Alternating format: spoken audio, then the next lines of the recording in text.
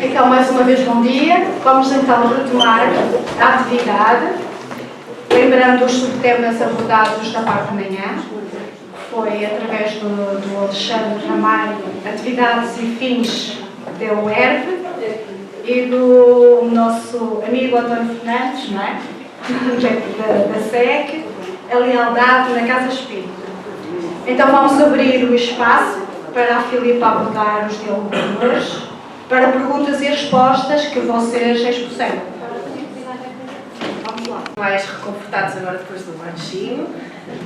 Obrigada desde já pela participação com todas as vossas questões. É mesmo muito importante nós também cultivarmos esta capacidade de questionar, porque é com as perguntas uns dos outros que nós também vamos aprendendo e evoluindo. Então, eu dividi as questões conforme elas, a menção dos oradores, portanto eu vou fazer primeiro as perguntas para cada um dos oradores e depois vou fazer as perguntas que não tinham referência a um orador em específico e, portanto, vou colocar aos dois. E algumas das questões também foram colocadas aos dois, eu vou deixar essas para hoje. Então, vou começar já à minha direita pelo António,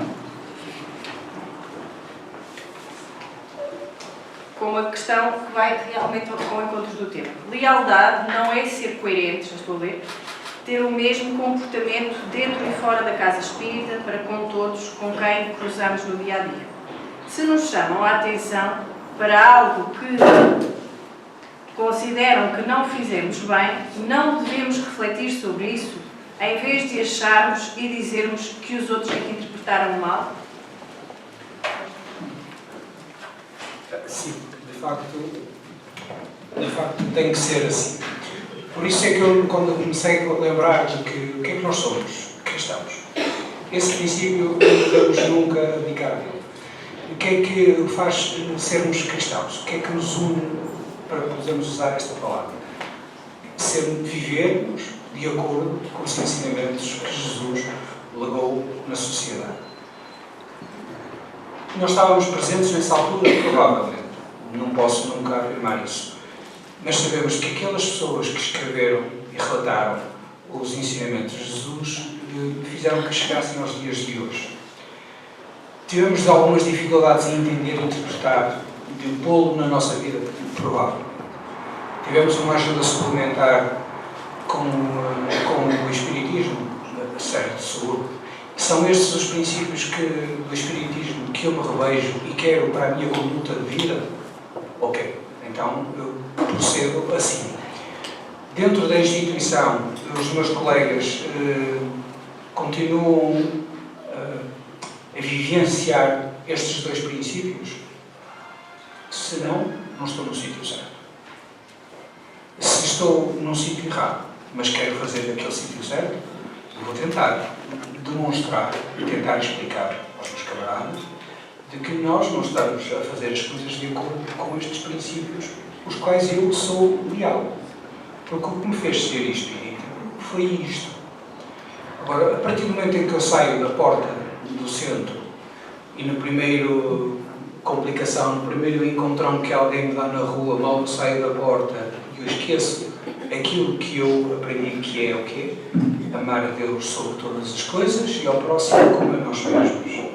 E depois aquele de amar como eu os amei. Ora, se eu esqueço isto, logo no primeiro contrário à vida, eu deixei de ser leal com todos estes princípios que eu queria. Por isso, em todos os atos e momentos da nossa vida, em todas as dificuldades e todas as alegrias, não é? Possamos estar na vida. Isto tem que estar lá presente. Amar ao próximo como a nós mesmos, a Deus sobre todas as coisas, e amar o outro, os meus parceiros, companheiros, união, centro, como Jesus nos amou. Obrigada.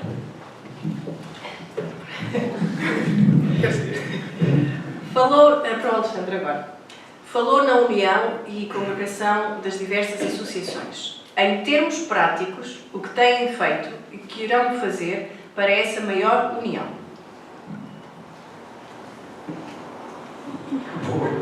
Posso voltar a fazer a palestra? É que a resposta estava ali. E é que são os resultados são de facto bastante evidentes mais evidentes do que o que há a realizar. Não podemos deixar de ter objetivos no sentido de fortalecer aquilo que são os laços existentes e trabalhar para que esses laços se consolidem e se dilatem, no sentido de haver abertura para outras associações e, sobretudo, a União Espírita da região do Porto tem que ser um porto de abrigo. Isto é, no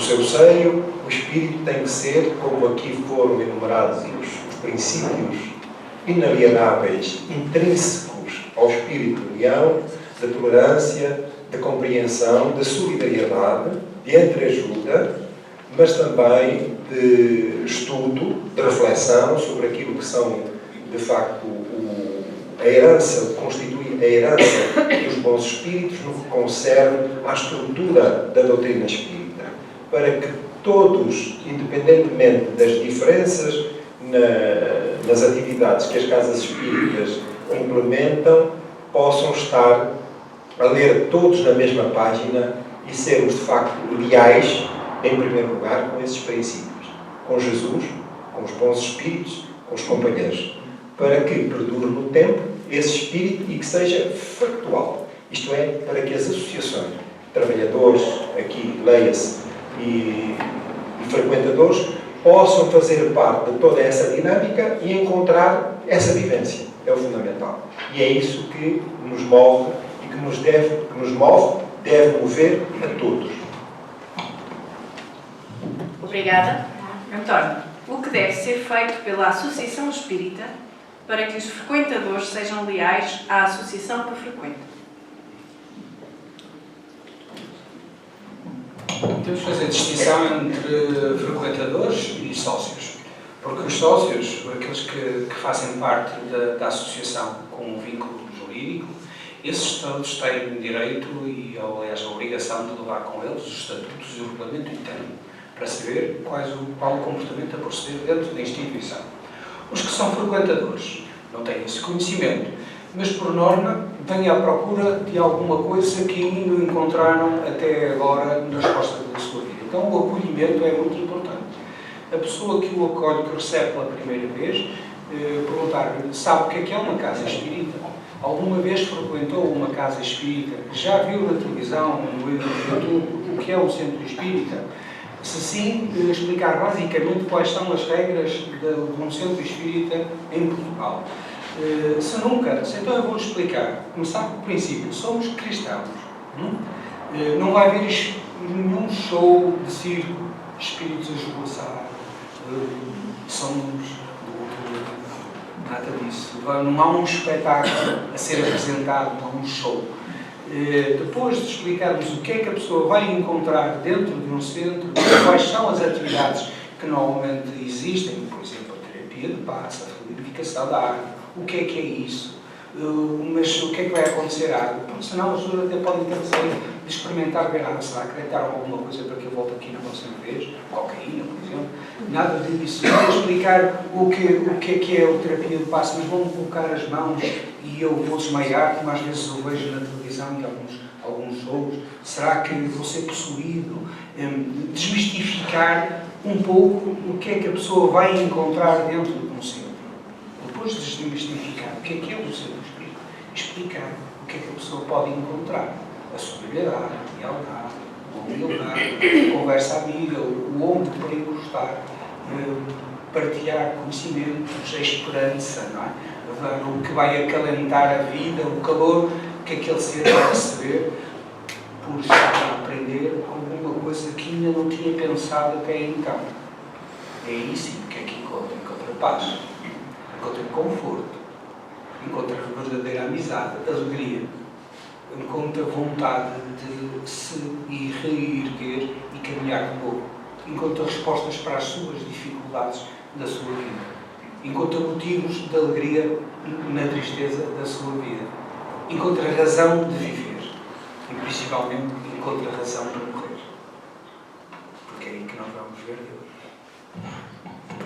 Obrigada. Alexandre, sendo sempre leal ao cristianismo e ao espiritismo, mas atendendo aos novos temas que a sociedade nos trouxe, não devíamos ajustar a metodologia, suponho das casas espíritas, aos que nos procuram?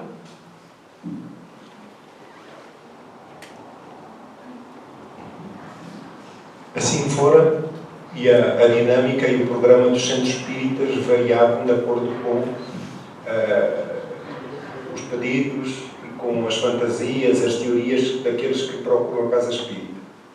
Em primeiro lugar, como aqui tivemos a possibilidade de ouvir, há aqui um detalhe não só da lealdade de quem frequenta para com o centro, mas do centro, e este é o ponto capital, do centro para com aqueles que procuram. E oferecer de forma cristalina aquilo que são as práticas, a estrutura da doutrina e dos espíritos de referência, Allan Kardec e espíritos de referência, de forma cristalina. Isenta de fantasias, de Rodriguinhos, de forma a que os postulados espíritas possam ir ao encontro da necessidade real daqueles que procuram as casas espíritas. E muitos dos que procuram a casa espírita, com o devido respeito, veem na casa espírita uma tenda de milagres. E se não tivermos essa convicção, a confiança irrestrita, não só nos postulados espíritas, mas também no apoio dos bons espíritos, a nossa preocupação passa a ser com o número e não com a qualidade. Portanto, com a quantidade e não com a qualidade. E o nosso foco deve ser, sim, a necessidade daquele que procura a casa espírita. Porque, naturalmente, que alguém que se desloque de outra filosofia religiosa, ou mesmo de uma casa espírita, destas que fazem parte da União Espírita da região do Porto, em que a metodologia é diferente de uma para a outra, embora a espinha dorsal seja a mesma no seu aspecto, mas é provável que a pessoa gostaria mais da forma como o trabalho decorria na outra associação, como aquele que ocorre na associação nova que frequenta. Mas, contudo, o que é importante fazer perceber, passar a mensagem, não está naquilo que a vista vê, mas naquilo que o espírito sente. No acolhimento, no envolvimento, no acompanhamento, na preocupação daqueles que dirigem a casa espírita e dos trabalhadores em atender às necessidades, quer de encarnados e quer de desencarnados. Eu digo, reforço, necessidades reais e não de fantasias. Porquê? Somos nós que temos que nos ajustar aos postulados espíritas e não são os postulados espíritas que têm que se ajustar a nós. É essa a principal função da Casa Espírita. Obrigada. Para esta próxima questão está dirigida ao António, mas eu vou guardá-la para depois fazer ao Jaime, porque também se vai relacionar um pouco com o tema que ele vai trazer. Portanto, o Jaime já pode ir pensando nela. É a vantagem de ser moderador. Qual o problema se uma médium se afastar do centro em que está a trabalhar, mas não dos ensinamentos espíritas? Quais as consequências para a médium?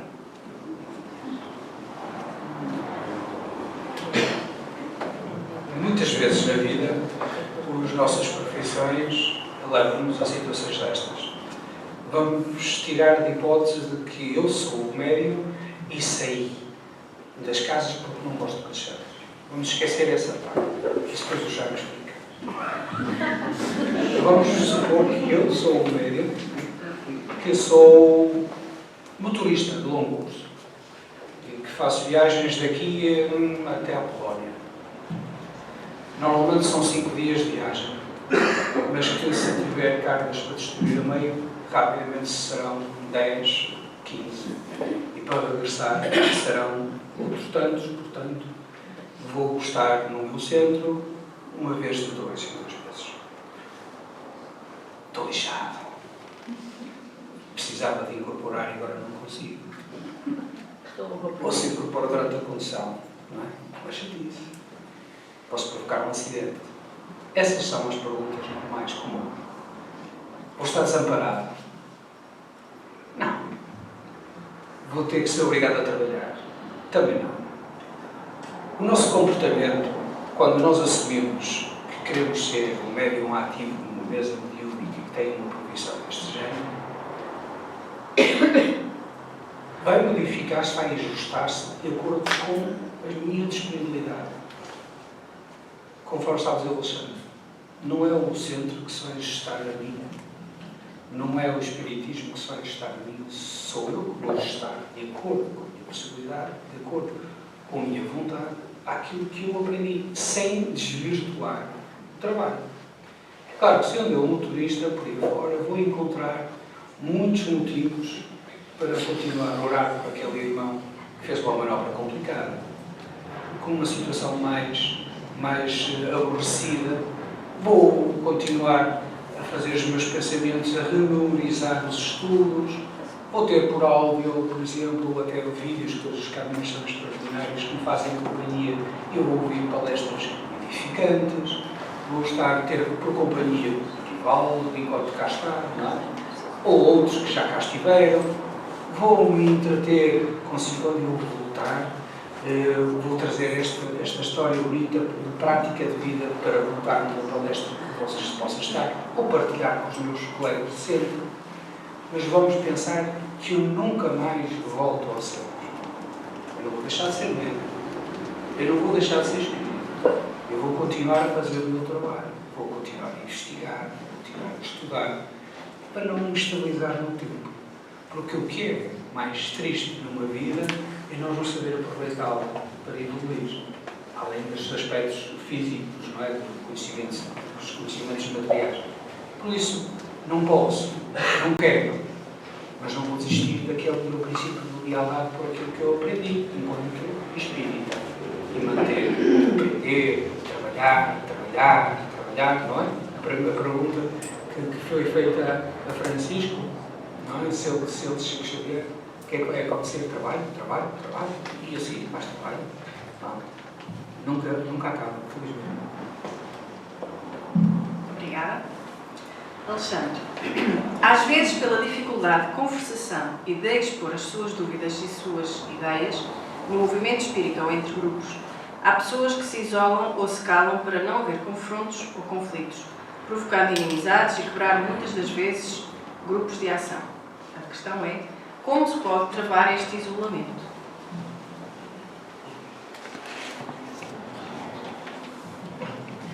A Casa Espírita, da sua dinâmica, deve fazer parte, oferecer a quem as procura a oportunidade de estudo. E o estudo, ou passa por estudo, o início e a consolidação de uma relação fraterna que deve ser real, de abertura e, naturalmente, de reflexão, que deve pressupor os laços, as relações pessoais no sentido fraternal do termo, para poder haver intercâmbio das opiniões, mas a verdade é que as conclusões devem ajustar-se sempre àquilo que são as recomendações dos bons espíritos. Tivemos a oportunidade de ouvir um trabalho que uma das funções para que se institua e consolide o espírito de união é esbater, se não mesmo anular, qualquer espírito de personalismo. E o personalismo, seja individual ou de grupo, é sempre muito prejudicial nas relações. E às vezes nós caímos na tentação de impor a nossa presença por questões que estão fora do contexto, mas que fazem parte, digamos, daquele portfólio ainda dos nossos maus pendores, em que vem ao de cima, enfim, o desejo de impor. Impor de qualquer forma, para satisfazer a sua própria opinião e o seu parecer a respeito de qualquer assunto, esteja ou não esteja em concordância com o espírito da doutrina. E é isso que importa nas relações, é que a nossa posição, a nossa opinião, seja ou esteja concordante com os princípios que a doutrina e os bons espíritos advogam e recomendam. Devemos-la dar, se há oportunidade e espírito de abertura para isso, e confiança. O que devemos evitar, de facto, são conflitos. Agora, não devemos deixar de emitir a nossa opinião, porque isso faz parte da gênese da relação de grupo que está na base da união na casa espírita, que é uma relação fraterna. O que passa a estar em causa é o confronto com o meu orgulho, que não deseja ser tocado, esclarecido, relativamente a qualquer desvio que eventualmente possa acontecer. Ora, o que não se deve, ou melhor, o que se deve evitar é o prolongamento dos conflitos, porque instala-se um ambiente assintoso, de revido muitas vezes, de indiferença, que os espíritos inferiores tiram partido. Ora, quando em qualquer circunstância nos apercebemos que há um desacordo, uma discordância no comportamento da orientação da casa, dos seus dirigentes, relativamente ao assunto, que é, medianamente compreensível, relativamente aos conselhos dos benfeitores espirituais, ora, se esse comportamento persiste, então nós vamos embora. Despedimos-nos como amigos, como num casamento. Desfaz-se por incompatibilidade de feitios, naturalmente. Não temos necessidade de prolongar os conflitos, nem o azedume. Agora, é importante perceber que o facto de estar em desacordo com... Eu não estou em desacordo com a pessoa, estou em desacordo com o comportamento, com as orientações. Porque acima da pessoa está a instituição, estão os princípios. E eu tenho o dever, como amigo, e fazendo parte desse quadro, de refletir em conjunto e de propor uma reflexão sobre o tema. Ora, quando a proposta, que é, perfeitamente natural, sensata, equilibrada, não é atendida e permanece tão somente a orientação, a decisão para atender ao meu orgulho, o que é que acontece? Eu não estou a ser parte ativa e a contribuir para esse grupo. Então, é legítimo que eu tenha outras ambições, que são ambições perfeitamente saudáveis. Não, eu pretendo estar num grupo, fazer parte de um grupo com o qual me afino. Se não me afino, eu vou procurar outro, ou instituir, criar um grupo que dê aso a uma instituição de acordo com estes parâmetros que a doutrina e os bons espíritos recomendam. Os conflitos que se geram é que criam cisões. Eu fiz esta pausa de propósito. Levam gerações para serem superadas. Estão a compreender? E que são diametralmente opostas àquilo que são as recomendações dos bons espíritos. O espírito de Bezerra de Menezes é aquele que mais mensagens tem sobre a união. A união no seio dos grupos, das casas espíritas, mas enquanto entidades como a União Espírita da região do Porto. E sempre não deixa de fazer notar que é natural que esses grupos se dividam, mas que se dividam sem conflitos. Sem conflitos. E porquê? Mantemos uma relação fraternal, porque uma coisa são as relações pessoais, outra coisa são as opiniões que temos a respeito de um determinado assunto. As relações pessoais mantêm-se, de amizade, naturalmente, mas cada um segue o seu caminho. E costumamos dizer que qualquer pessoa que chega à casa espírita tem que ter tempo, primeiro, para se conhecerem ambas as partes. Não só a pessoa que chega à casa e perceber qual é a dinâmica da instituição, qual é o comportamento dos seus dirigentes, as suas orientações, o ambiente espiritual, para perceber se se identifica ou não com a casa. E, da mesma forma, os que já estão instalados têm o direito de ter o tempo necessário para se ambientarem, para receberem a pessoa que chega. Porque muitas das vezes as pessoas que chegam também não são concordes com aquilo que está instalado. E, portanto, se a pessoa se identifica, permanece. Se não se identifica, segue adiante. É assim que é a situação. Evitar conflitos é que é o fundamental. Obrigada. António, sobre a lealdade. A lealdade é uma conduta que rareia cada vez mais na sociedade. Isso não é novidade. Na casa espírita também ocorre a deslealdade. Quer exemplificar em concreto? A lealdade está muito perdida por estes dias, não é? A deslealdade nós encontramos com facilidade. Vamos começar a falar então um bocadinho sobre a organização de um centro espírita, não é? Nós temos 3 órgãos que o regem. A direção, que é composto por diversos elementos, depois temos uma Assembleia Geral, que é onde os sócios ordenam, e depois temos um Conselho Fiscal que vai confirmar se as contas estão de acordo com a lei para depois serem entregues ao Estado. Pronto, muito bem.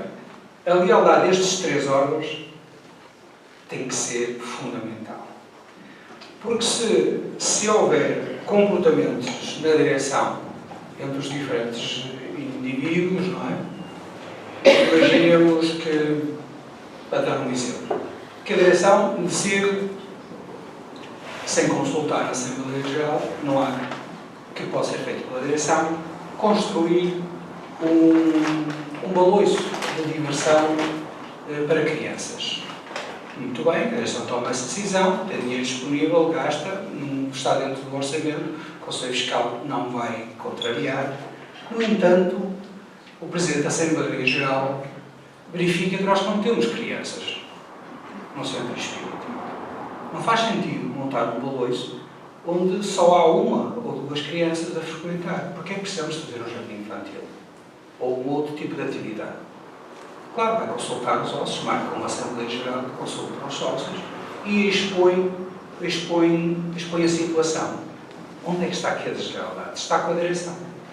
Porque o Presidente da Assembleia Geral, antes de convocar a Assembleia Geral, deveria ter-se reunido com a direção e explicar que isto não faz sentido, nós só temos uma criança ou 2, vamos montar um baloiço para quê?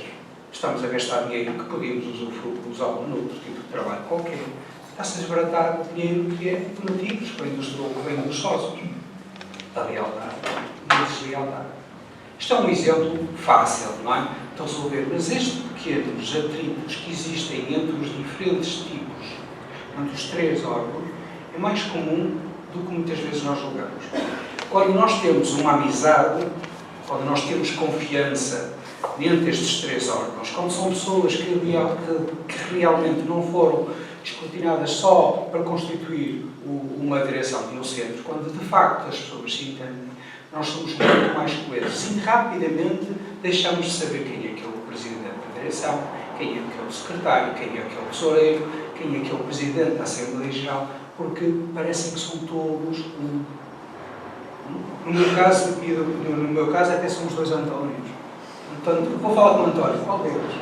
Mas quem é que é a direção? Não interessa. Porque respondemos pela ajuda. Se tiver que tomar uma decisão, eu não posso, essa é de cariz diretivo, não posso usar, mas eu estou ali para falar com ele. Essa lealdade tem que haver. A deslealdade entre os órgãos muitas vezes é mais notória do que nós pensamos que acontece. No nosso caso, na Comunhão Espírita Cristã, que já é longa nos anos, nós tivemos anos, e o Alexandre falou aquilo, que às vezes leva décadas a resolver esse tipo de situações. É uma coisa muito simples. Comunhão Espírita Cristã, que é um nome comum em diversos centros no mundo, durante muito tempo chamava-se o Centro do Martins. Do Martins. Porque era um dos fundadores. Toda a gente conhecia o centro, ou o centro de Rio Tinto, como se não houvesse mais centros em Rio Tinto. era aquele sítio, ou seja, estava personalizado. Numa pessoa que nem tão pouco era um diretor qualquer um destes 3 órgãos. Levou muitos anos até que a comunhão se passasse a chamar Comunhão Espírita Cristã, independentemente de quem fosse o seu presidente executivo, o diretivo, não interessa. E essa personalização, essa que depois leva aos egos e que depois leva às lealdades e às deslealdades. Porquê? Faltou aqui um princípio importante. Lealdade para com os princípios que nós assumimos. O que é o centro espírita? Como se faz? Estamos juntos cá. Vamos à base, à doutrina base. Vamos constituir um centro. Sim, senhor. Como é? O que é o espiritismo? Vamos pegar no livro e vamos lê-lo fio a pavio. Vamos aplicá-lo. Não interessa, já somos todos espíritos. Não. Temos que ir à base, reviver assim. Mas aqui já estamos a fugir um bocadinho ao lado. É só um bocadinho, mas é importante. Mas estamos a fugir aos princípios básicos para evitar as deslealdades. Porque depois os melindres levam que eu veja, mas não diga. E começa o melindre e começa a minar a amizade, a confiança. Ele diz isto, mas não com que aprendeu. Começamos a querer ir menos vezes, a estarmos menos presentes, porque não já estamos a rever naquilo que eu pensava que era uma doutrina, ou a filosofia de vida. É assim que começa a deslealdade. Minar em campo próprio.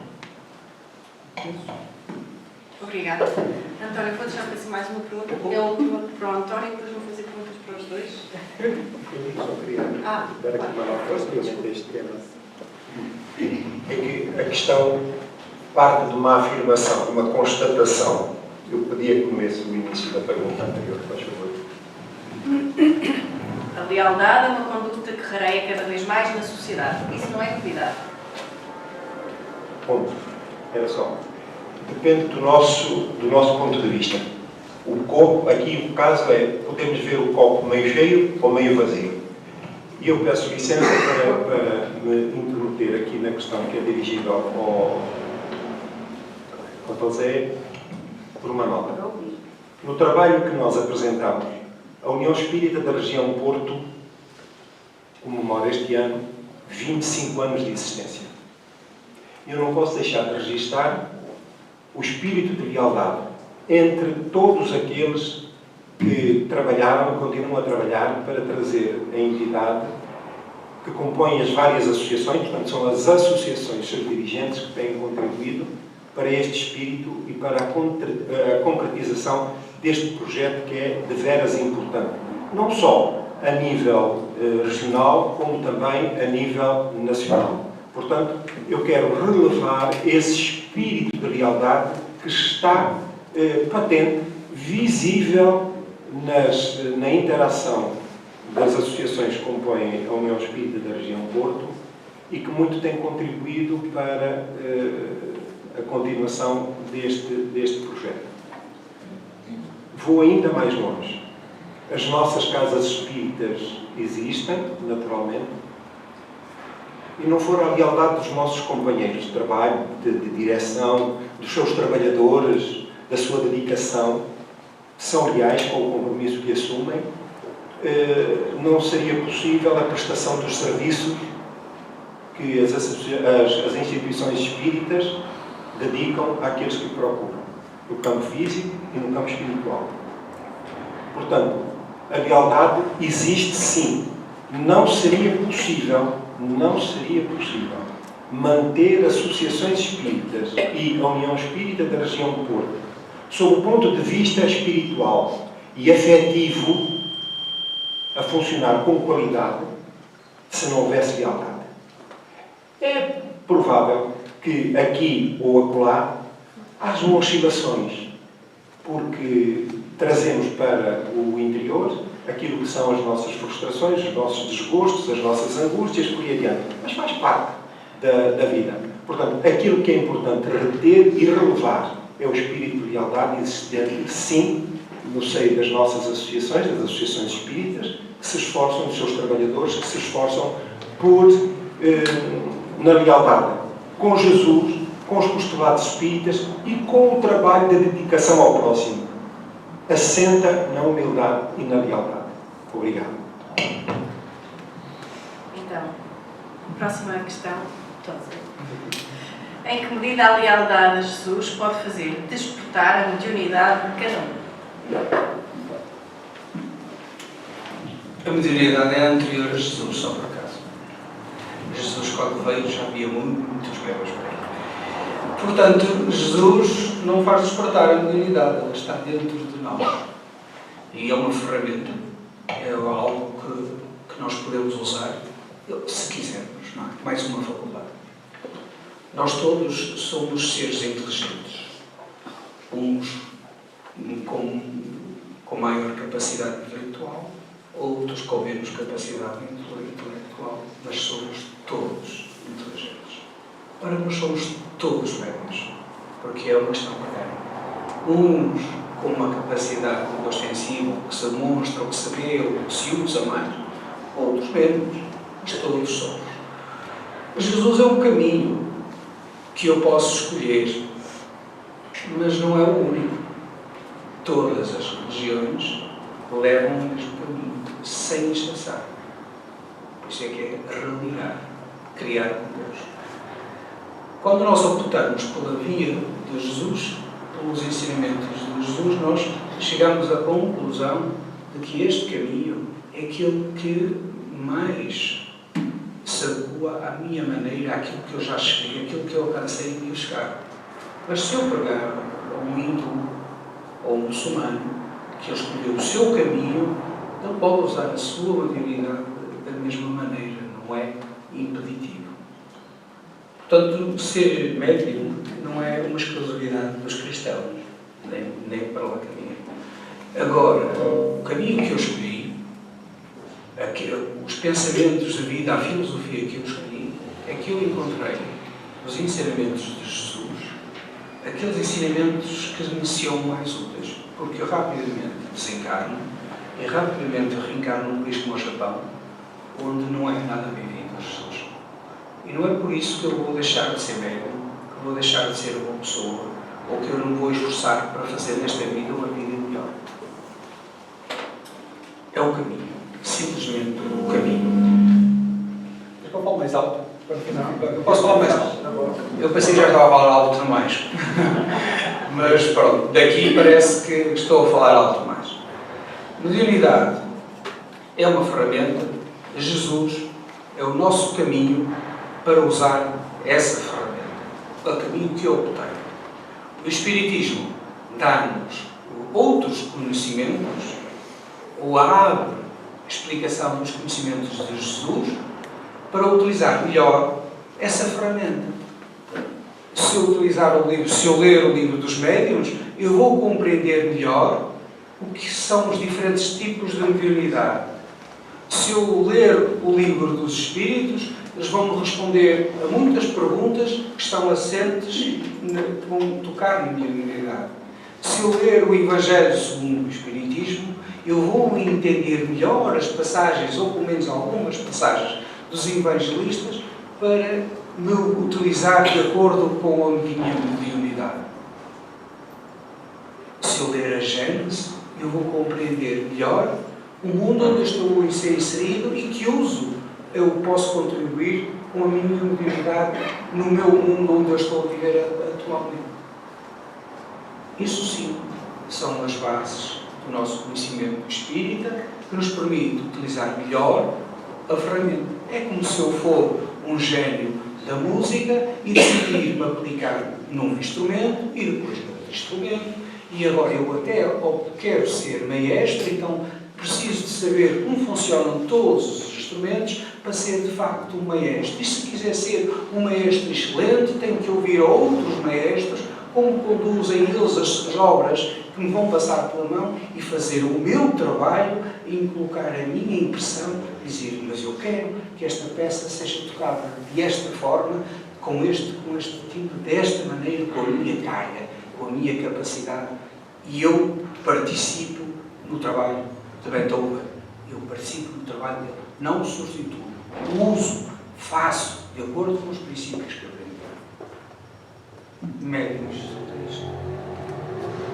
Obrigada. Eu vou agora colocar questões a ambos os oradores e vou apelar um pouco à capacidade de síntese para podermos responder às perguntas todas. Não, tudo bem. Só por causa da questão. Tens razão. Então, primeira questão, mais relacionada com o trabalho do Alexandre. Quais os aspectos mais positivos da UE quando se pertencer à UE?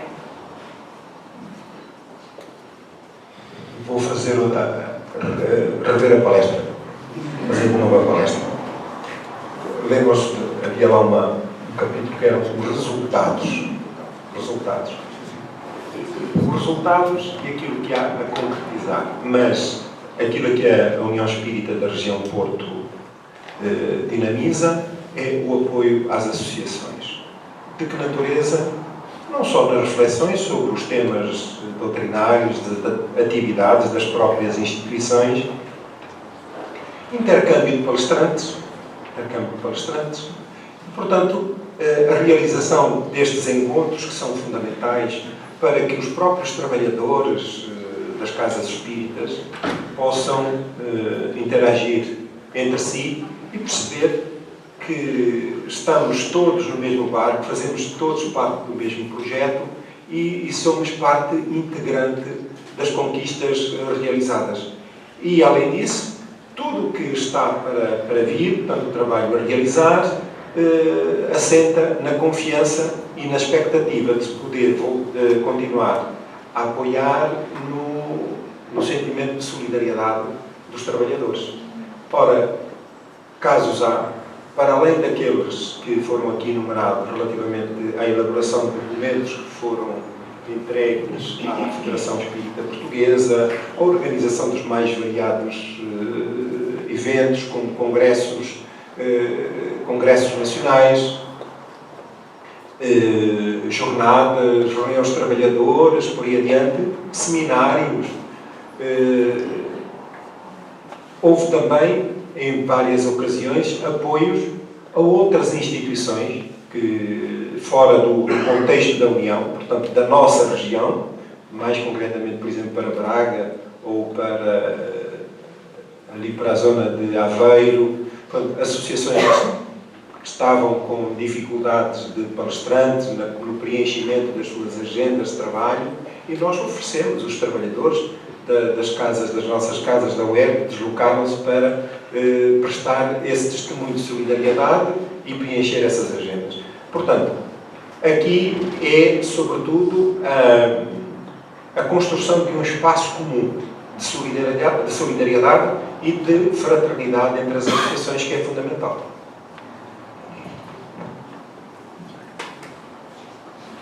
Contribuímos também para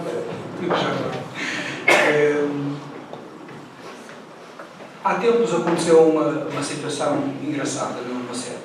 Era durante o mês de agosto. Normalmente nós no mês de agosto não fazemos o trabalho de estudo contínuo, fazemos uma interrupção e deixamos com os temas livres as pessoas que querem falar, não é? E agendamos logo numa destas trocas de trabalhadores, palestrantes, para setembro, o primeiro sábado de setembro seria o Jaime. Nós sabíamos o tema que ia falar. Uma das colegas, no mês de agosto, decidiu falar dos sonhos e do sono, não é? E, entretanto, outro colega também decidiu falar do sono, a propósito de como é que funcionavam os sonhos, e o Jaime chega e leva o quê? Os sonhos. Extraordinário. Nós estávamos mesmo a precisar de saber como é que isto funcionava. Agora, foi mesmo espetacular. Toda a gente estava a precisar de descansar, de dormir, de repor energias e de saber o que é que se passava. Mas tivemos 3 pessoas a falar sobre o mesmo tempo, com abordagens totalmente diferentes. Outras, parecia que uns se complementavam com outros. É isto que nós encontramos dentro da UE. Embora possamos falar do capítulo número 1 do Evangelho segundo o Espiritismo, se for de um de cada centro fazê-lo, será sempre totalmente diferente. E, no entanto, a base é a mesma, está lá, está escrito. Porque nós não vamos ler o capítulo. Nós vamos retirar parte daquele capítulo e interpretá-lo dependendo do dia e do momento e da inspiração, porque nós não nos esquecemos que não trabalhamos sozinhos. Nós temos sempre alguém ao nosso lado que nos vai intuindo, que nos vai ajudando e que também ele gostaria de ver. Ou vai, quando nós estamos a ler e olha uma palavra, se por exemplo estou aqui agora os trabalhos, e esta palavra, eu podia ter escolhido outra qualquer, mas li os trabalhos, ora os trabalhos, vou falar sobre os trabalhos. Não é? E quando eu passar este papel ao Alexandre, o Alexandre vai escolher outra palavra. No entanto, estamos a falar do mesmo papel, mas há outro aspecto que o Alexandre chamou mais a atenção e vai abordar isso. É a riqueza da união, é essa. É sermos, por exemplo, 30 palestrantes na comunhão espírita cristã, mas na realidade somos 100, porque somos todos do bem. É essa a riqueza. 100 pessoas a falar do capítulo número 1 de forma diferente. É essa a verdade. Obrigada. Próxima questão sobre uma expressão que se vai ouvindo a miúdo. Sabemos que a doutrina espírita foi codificada por Kardec e é conhecida por doutrina dos espíritos ou espiritismo. Porquê referirmos ou mencionarmos como kardecismo? Existe kardecismo ou existe espiritismo que não seja kardecista?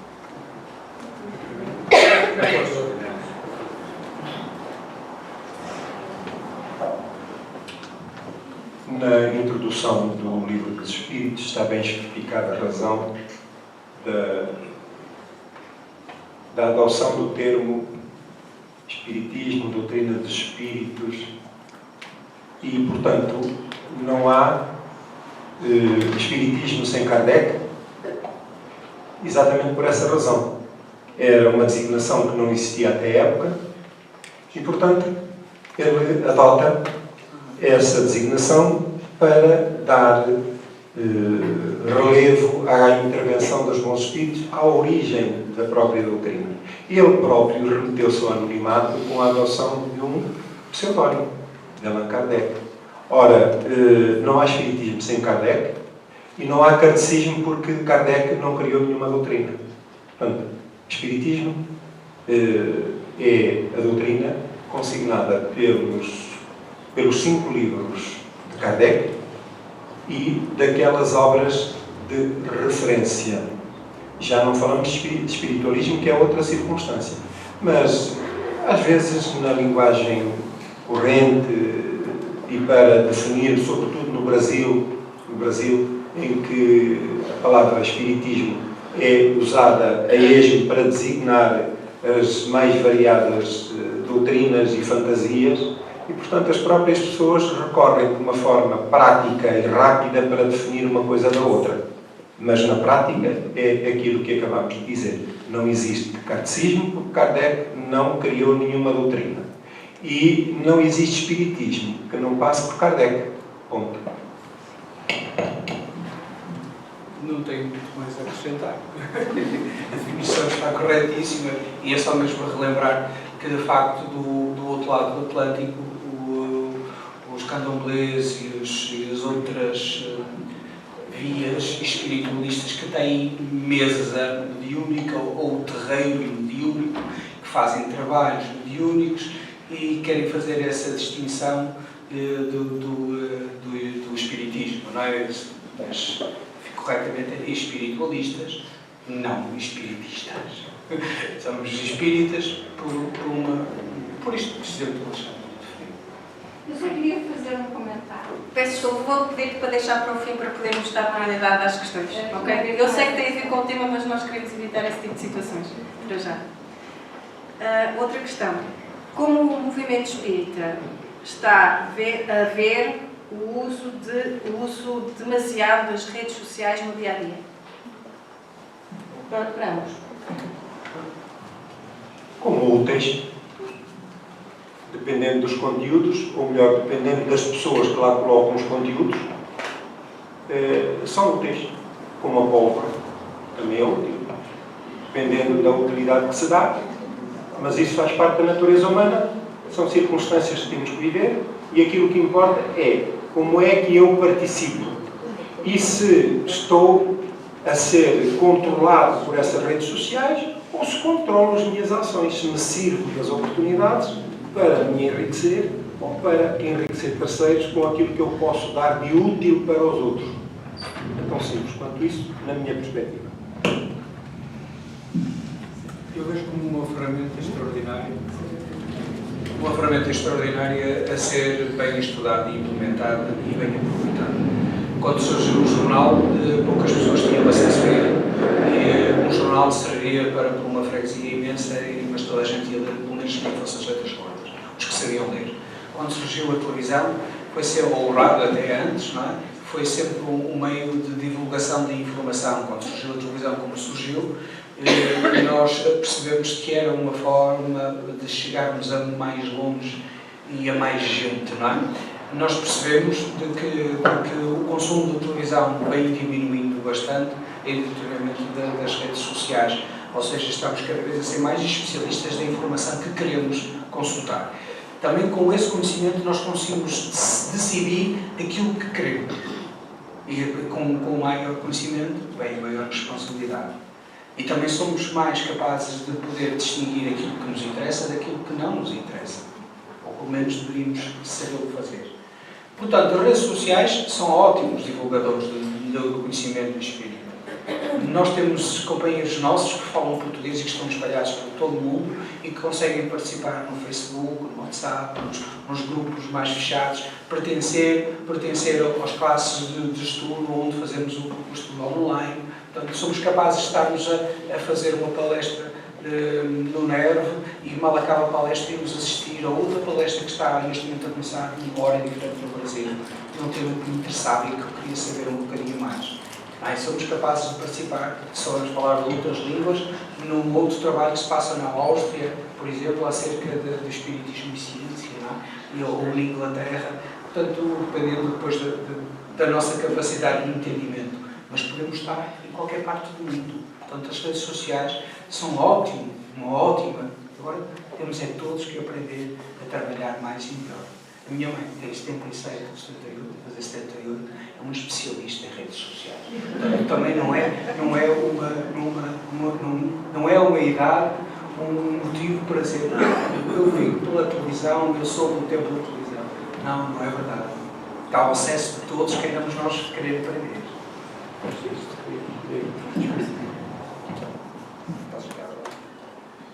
Queria complementar com o seguinte: o uso das redes sociais não deve priorizar o isolamento, quer de adultos, quer de crianças e famílias. E nós, enquanto casas espíritas, devemos estar com vigilância sobre essa forma de estar hoje, com muita facilidade. Aquelas instituições, entidades que governam as atividades comerciais no mundo, naturalmente procuram chamar a si o maior número de interessados. E nós, sem massa crítica, muitas das vezes deixamos-nos levar e isolamos-nos. Isolamos-nos enquanto indivíduos, e isolamos-nos enquanto famílias, isolamos-nos enquanto associações espíritas. Portanto, é assunto que devemos ter em atenção e refletir internamente e estarmos, as próprias associações, estarem empenhadas em trabalhar a sua dinâmica no sentido de evitar esta realidade que se vai instalando, e que acaba por colaborar naquele espírito letárgico de que falámos anteriormente. Portanto, dependência, isolamento, letargia e prejuízo para as atividades e relações sociais. Nós somos seres gregários do ser humano e, portanto, as outras pessoas fazem-nos falta. Esta relação interpessoal é fundamental para o crescimento pessoal de cada um. E cada uma das pessoas que participa, frequenta a Casa Espírita, pode e deve dar o melhor de si para auxiliar o seu concidadão, o seu irmão, o frequentador da Casa Espírita que faz parte. Ora bem, nós temos 5 minutos e ainda mais 4 questões, portanto eu vou tentar que as outras 3... Sim, 4 questões aqui que tinham sido colocadas, portanto vamos fazer só mais uma. As outras 3 vamos ver se, como se fogem um bocadinho aos temas, se eventualmente se enquadrar na parte da tarde, ou precisamos de questões para a parte da tarde. Então, esta última questão, mais relacionada com o tema da lealdade, diz-nos o seguinte: sou obrigado a ser como sou, ou posso mudar, mesmo não sendo fácil? Aceitar é difícil. Tem uma outra questão aqui associada, mas já foge mais ao tema, que é como é que a espiritualidade nos ajuda a sanar o medo. Eu vou colocar as questões aos 2 oradores. Entender o que eu sou é uma coisa. E depois de entender o que eu sou, se eu estou de acordo com aquilo que eu sou, vou trabalhar nisso em benefício de mim mesmo, de acordo com os princípios que eu obtenho, neste caso no caminho de Jesus. Ultrapassar os medos ou as montanhas, não é? Como dizia Jesus, como é que nós transpomos com as montanhas que vamos colocando na nossa vida, com a fé com que nós depositamos nas coisas que queremos, que verdadeiramente queremos. Porque quando eu quero, eu mudo tudo o que eu tiver à frente, eu avanço, não ando para trás, mas é preciso eu querer. Não basta eu gostaria, eu desejaria, não. Eu quero, é isto que eu quero, é isto que eu sou, vou trabalhar nisto. Como fazem os nossos irmãos maçónicos, não é? Que pegam e dizem: eu sou o pedreiro de mim mesmo, eu tenho um martelo e eu sou a pedra, eu sou a rocha. Vou batê-la, modificá-la até construir a estátua que eu desejei ser. É isso, é trabalhar em mim mesmo. As duas. Uma é sobre a lealdade e a outra É sobre como é que a espiritualidade nos ajuda a sanar o medo. Sobre a lealdade, eu não percebi. A lealdade é: se sou obrigado a ser como eu sou, porque mudar, mesmo que seja muito difícil mudar. Se eu não quiser mudar, não estou obrigado a nada. Mas o tempo encarrega-se de promover a mudança, de nos ajudar, melhor dizendo, a promover a mudança. Para nós espíritas, temos que compreender que a nossa passagem pela vida física, já que estamos sujeitos à lei do progresso, o espírito, e ele é infinito e progressivo. Portanto, conscientes desta realidade, nós devemos trabalhar, aplicar os melhores esforços no sentido de superar as nossas dificuldades. Em boa verdade, ninguém gostaria de mudar nada, porque é sempre difícil. Mudar é sempre difícil, e sobretudo para melhor. Para melhor, é sempre difícil. E, portanto, isso requer de cada um esforço acrescido. Mas para que se conquiste essa vitória, é necessário que a criatura se convença, esteja consciente, sobretudo, do objetivo, para onde dirige o seu esforço. E o seu esforço é para que possa afastar-se do passado e possa construir um futuro melhor. Ora, o que dizem os Espíritos? Não se pode, as leis divinas não permitem a retrogradação do espírito, da evolução. A pessoa pode estacionar, mas não eternamente. Há um determinado período de tempo, uma determinada altura, em que a dinâmica da vida vai facilitar a criatura para o trabalho de mudança que se faz necessário. E aí a vida tem mecanismos próprios para esse objetivo, para nos auxiliar. A verdade é que neste momento nós estamos conscientes. E conscientes dessa realidade, do trabalho que devemos realizar, o compromisso e a responsabilidade são maiores. Não é verdade? Então, tem que estar imbuído do melhor propósito e conhecimento e convicção de que precisa de mudar e fazer esse esforço com seriedade. E, assim sendo, os bons espíritos, naturalmente, que se movimentam para nos dar apoio nesse esforço que realizamos. E tudo se conquistará. Naturalmente, que na casa espírita estes assuntos têm de ser refletidos, têm de ser acompanhados, eventualmente com trabalhos de passe, integração nas reuniões de estudo, instituição na casa, no lar, a reunião do Evangelho no lar. Portanto, digamos que a mudança do quadro mental dos objetivos, do foco de cada um tem que mudar. Tem que mudar para melhor. Ora, querer mudar, de facto, e não fazer qualquer esforço nesse sentido, não haver alteração de projeto de vida, naturalmente que não acontecerá. Relativamente ao medo, aconselhamos, já mesmo na Casa Espírita, o estudo da doutrina, dos bons espíritos, dos espíritos de referência que nos facultam, enfim, esclarecimento psicológico adequado para esta matéria, mas podemos acrescentar ainda a recomendação de consulta a um psicólogo de referência que trabalhe bem esta área e possa auxiliar na superação destas limitações. Portanto, quer num caso, quer noutro, o esforço devido à criatura que está consciente é indispensável para a superação das suas limitações. Porque uns têm limitações desta natureza, outros têm de outra. Nós cá estamos exatamente por essa razão.